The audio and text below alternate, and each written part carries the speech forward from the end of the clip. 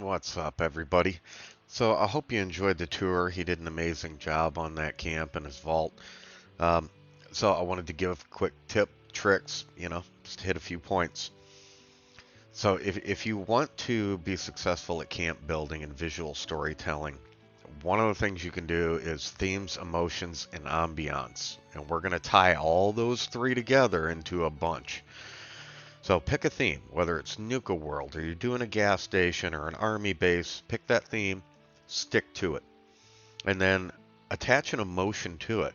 Is this a happy time? Is this a scary time? Figure out what that emotion is that you want to represent, attach it to that theme, and then now those two are stuck together because that is going to determine your ambiance. And your ambiance is going to be your weather, your lighting, stuff like that. But that really helps tell your story.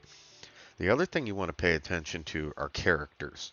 Ask yourself, who would be living here? What kind of people are they? Or is this a place of work? Maybe they're not living there. But represent those people. And you can do that with use of allies and then giving them costumes or mannequin displays, throw costumes on it. It really does help. But as long as you know who's living there, why they're living there, and what they're doing there, the camp and everything's going to build itself as long as you stick to those things. Another thing to keep in mind are your scenes. So let's say you have a kitchen. Is this a clean kitchen?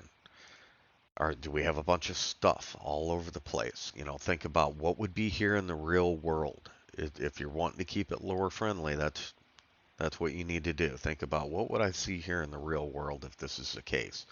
Is it relatively clean, or is there a million pounds of crap everywhere? And then decorate accordingly. The devil's in the details.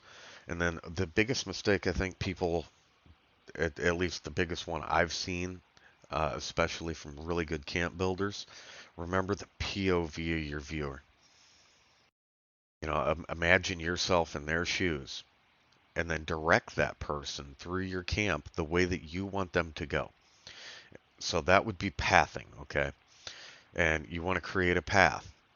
That way they see each individual scene from the angle and in the lighting and everything the way that you want it represented.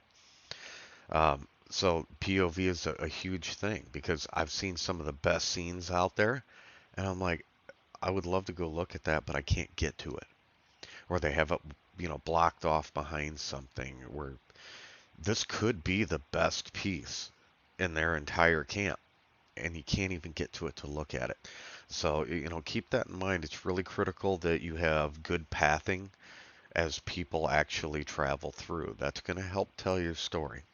So try and make it flow. I picked LW's camp to do this little, tips because he did a phenomenal job with that. He always does. So learn from him, you know, use these techniques.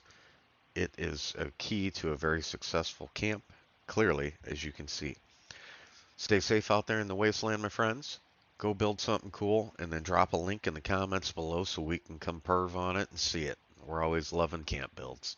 Have a great day.